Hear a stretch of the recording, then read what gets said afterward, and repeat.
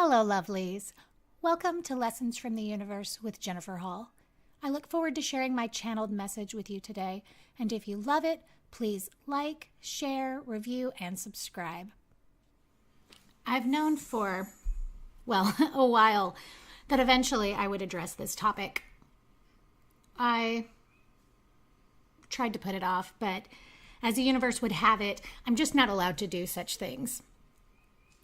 Even though I hadn't recorded it, I went ahead and let everybody know that my topic for this week would be death.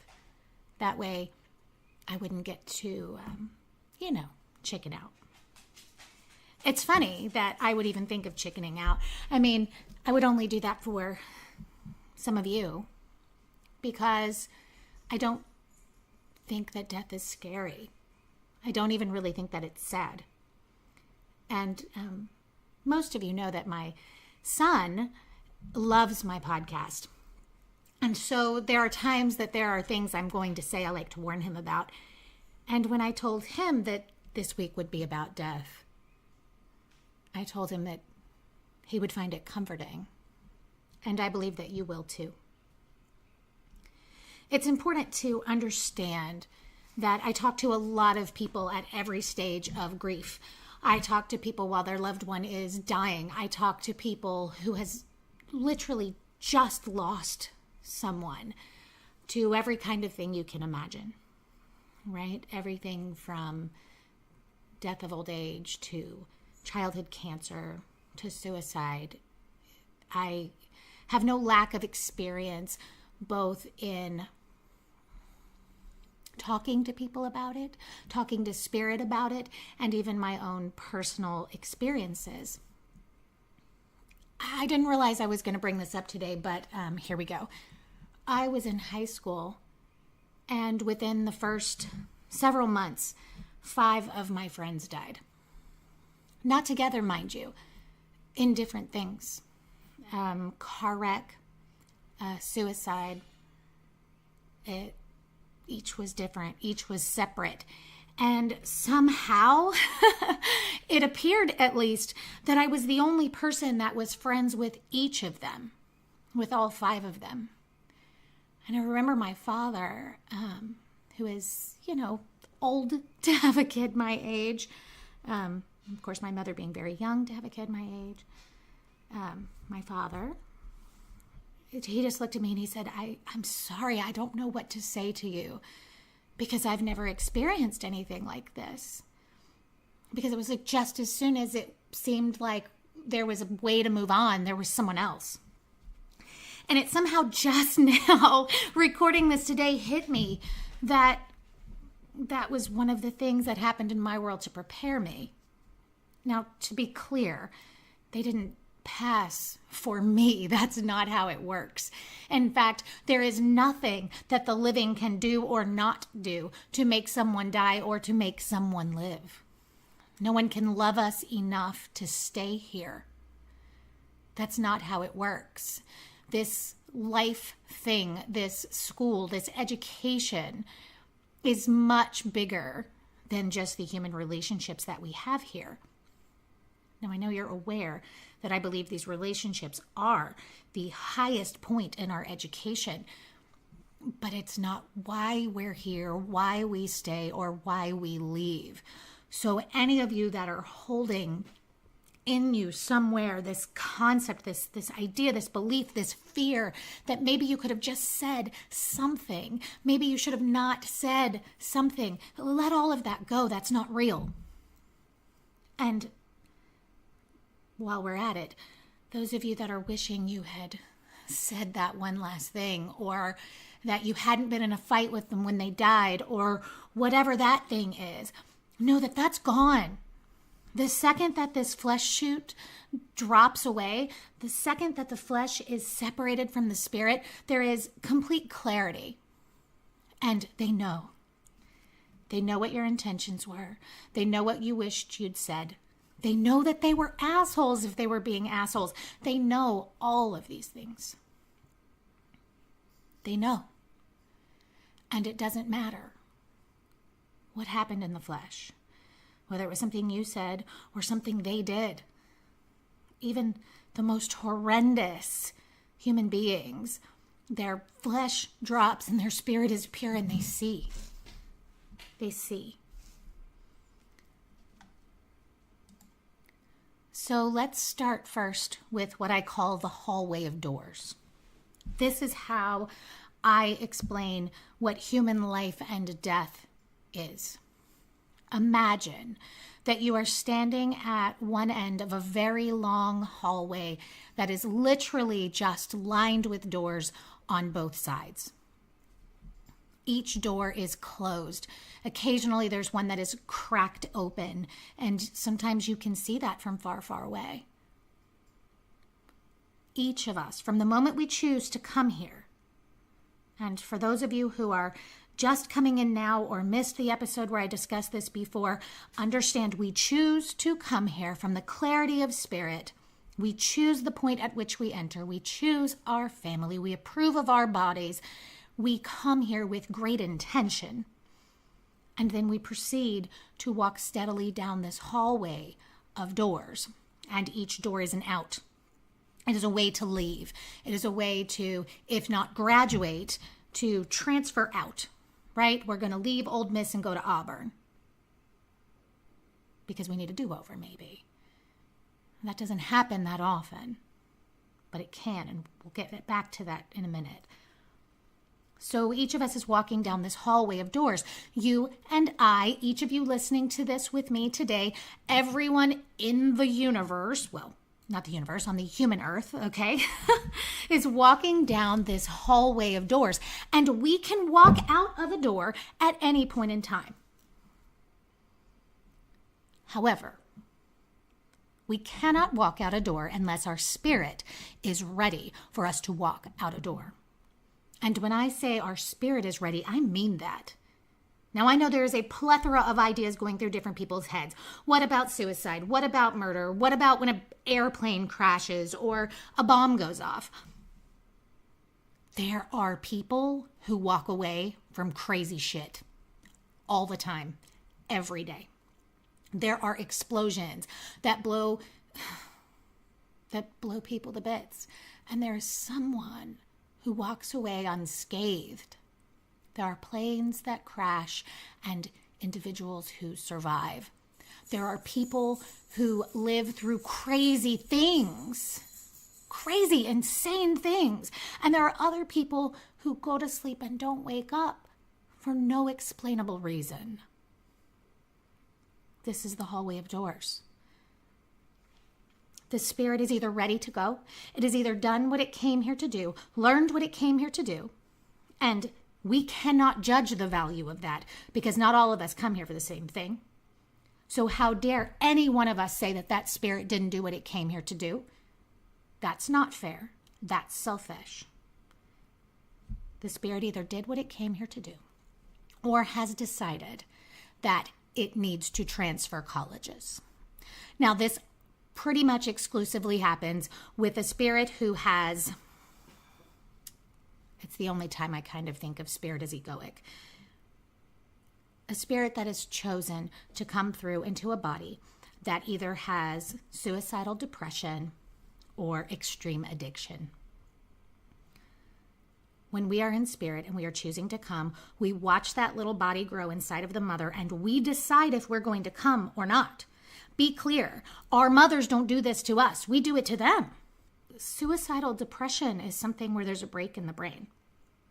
I have talked to so many people and spirits about this topic, and I know that it is sensitive, but understand, no one can actually follow through with taking their own life unless something cracks.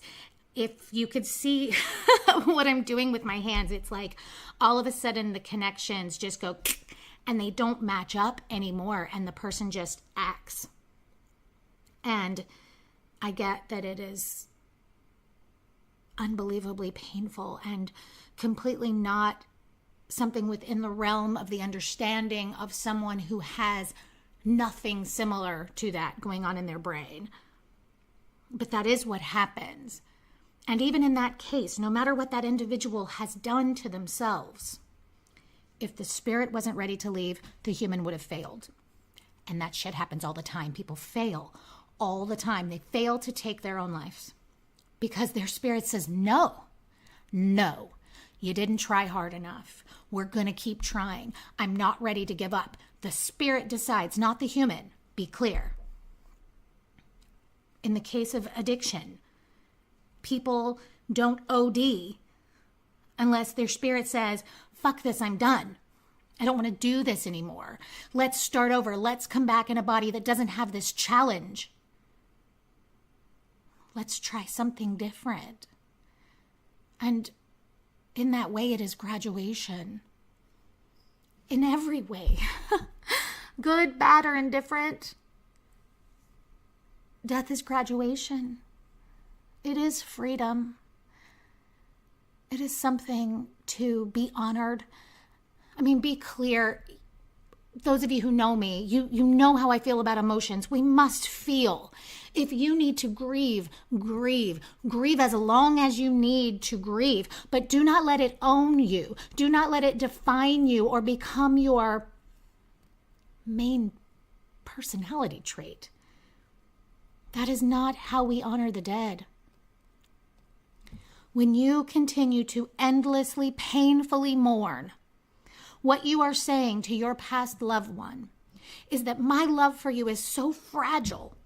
If I move forward with this life, it will go away. What they want from us, what they need, what they value, and what we need to be able to continue in this life school, we have to recognize that that love we have for them hasn't gone anywhere. If anything, it is stronger, it is more palpable, it is more available than it ever was when these flesh suits were in the way. We take that love for them and we hold it, this solid foundation from which to continue our lives, to grow, to love. When we move through, forward, what we're saying to them is my love for you is so powerful that it makes me more. Mourning takes as long as it does. But I will say that a lot of the limitation, a lot of the extent, the length that people require themselves to mourn is very much just encultured. There is this human cultured idea that we must mourn for a year. And I will say, I watch it all the time. I watch people hit that year point in their mourning. And this is true, even if it's not death, even, divorce or whatever. People hit this year and it's like something does shift. It's interesting. It's interesting. And it's okay to allow yourself to look forward to that year mark that is aligned with our humanness. And it is okay. It is an ingrained human belief. And, just be clear, it is a human belief. The deceased, our past loved ones, they have zero expectation for our mourning. The flesh suit drops. It doesn't matter what they said to us when they were living. That drops, that selfish, that fear, that whatever it is, it goes. And all they want is for us to live fully, to take complete advantage of this life school, to get as much out of this experience as we can. Years ago, when I very first started taking what I would call randoms, right? People who just found me on the internet and called. I had a woman walk in my door, and before she even sat down, I say to her, your husband wants you to fall in love again. She turned as red as a beet and was furious. It turns out that his dying words were, "Don't you ever let another man touch you." Let's be clear. I don't care if that was his dying words. That flesh suit drops and spirit is clear. And it says, go live and love. Go move forward. And in the same way, the ugly of terrible people drops too. And some of you may not like to hear this, but it is the truth. I saw a family, again, years ago. They came in, it was a mother and her daughters, and her husband was missing. And he was a terrible man. He had done horrible things to all of them, and now he was missing. And I could feel instantly that he was past. I could see where he was, and I told them. And we had a very long conversation, of course, as you can imagine, and they left. And a couple of weeks later, she calls me. And it turns out everything I had said was correct, and she wanted to come in and talk to me alone without her daughters. Of course, right? So she comes in and she sits down and she says to me, I want you to tell me every detail of how this man is burning in hell. I couldn't. He's not burning in hell. That's not a thing. Hell is what you experience on earth when you are that screwed up human being. His flesh died. The sickness of him died. The bad man was gone. And all that was left was the spirit that took a gamble on a body he could not control. And at first she was angry. But then she was relieved. There are no evil spirits. That's not real. It is how we explain. It is how religion explains, how we explain maybe even to children that bad things can happen, but it's not real, okay? And some of you are going to just intrinsically not want to hear me. I want to challenge you to hear me. And if you can't handle it, that's okay. Maybe I'm not for you. There are no evil spirits, only bad people. This is the truth. Now, side note, spirit might scare the fuck out of you if you're not paying attention. It is not beyond using the things that will scare you to hopefully wake you up and make you quit wasting this life. But it is never evil. It is never bad. That is not real. That is flesh. And it dies with the flesh. That person that you're afraid you'll see when you die. I've talked to people, they're so afraid of death, not because of what death is, but because they think they're going to see that horrific human being again. That's not real. The human being is gone. If anything, you'll see the spirit, and you'll see that it's beautiful, and it will heal you. There's nothing to be afraid of, beloved. The scariest, hardest thing that we do is be here.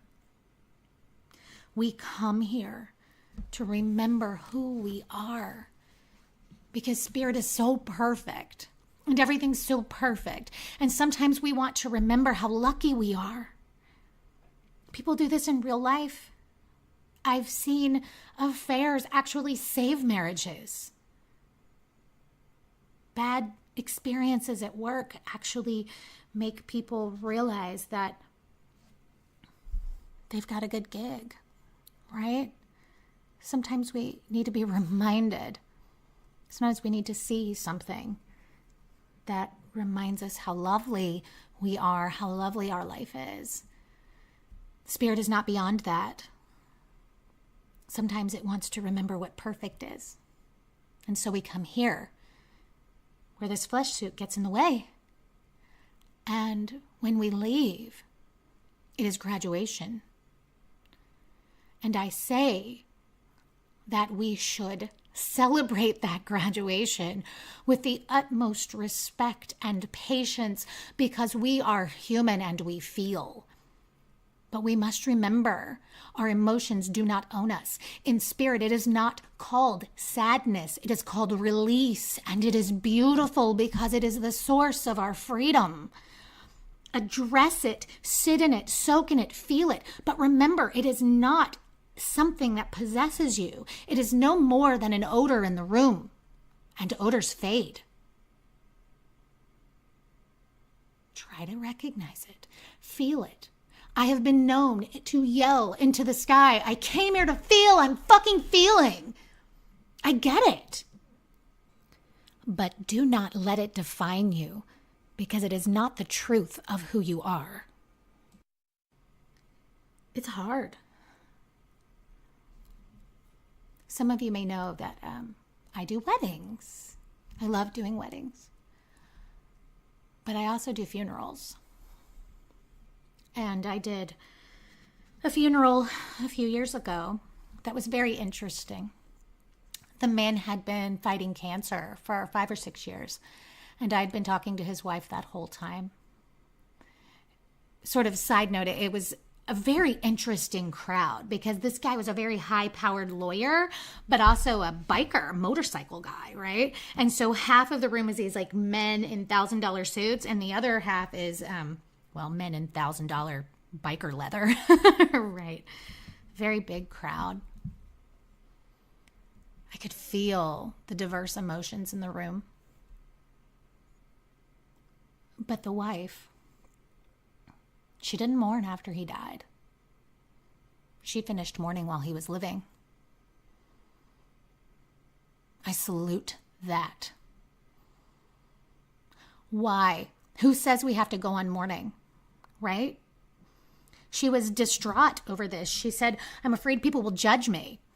Who the fuck are people to judge us? This woman mourned for years.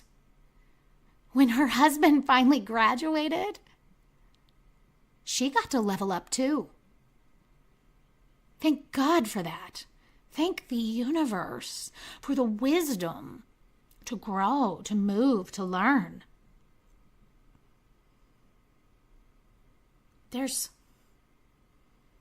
a lot of reasons, a lot of excuses for us to give ourselves to suffer. The loss of a child being one of them.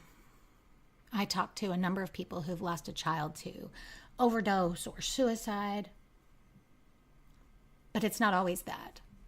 I have one lady I speak to regularly.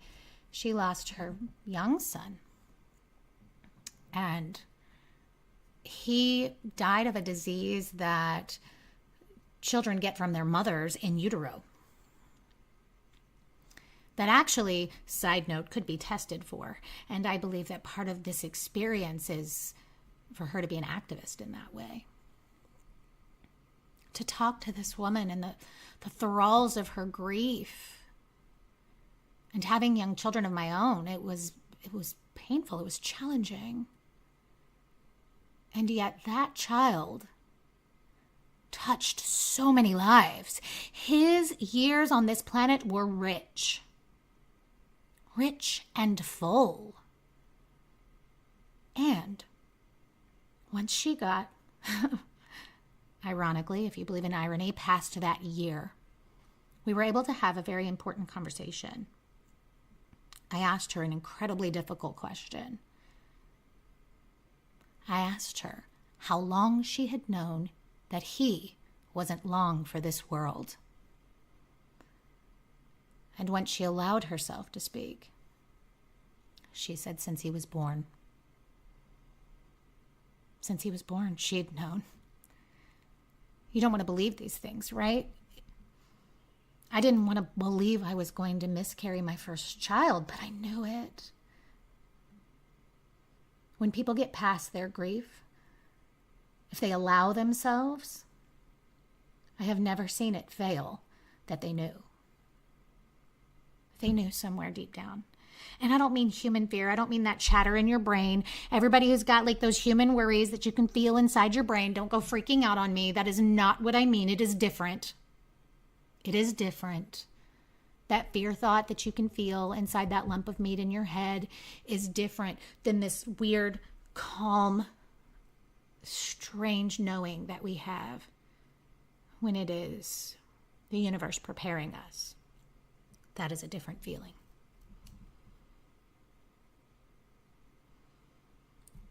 My beloved, if you are suffering, I am sorry. And as your friend, I would sit with you and hold your hand and cry with you and own this human experience with you because it is valuable. Not only is it valuable to your own understanding of your own self, not only is it valuable because if you hold it in, it will cause dis-ease. It is valuable Because if it wasn't for you, it wouldn't touch you. Remember, it's not because of us. But if there wasn't something for us to learn and some way for us to grow, it wouldn't touch us. Either it wouldn't happen near to around us, or it somehow would miraculously not be so hard. That's another thing to address. I have people who say, why am I not upset? Why am I not hurt by this?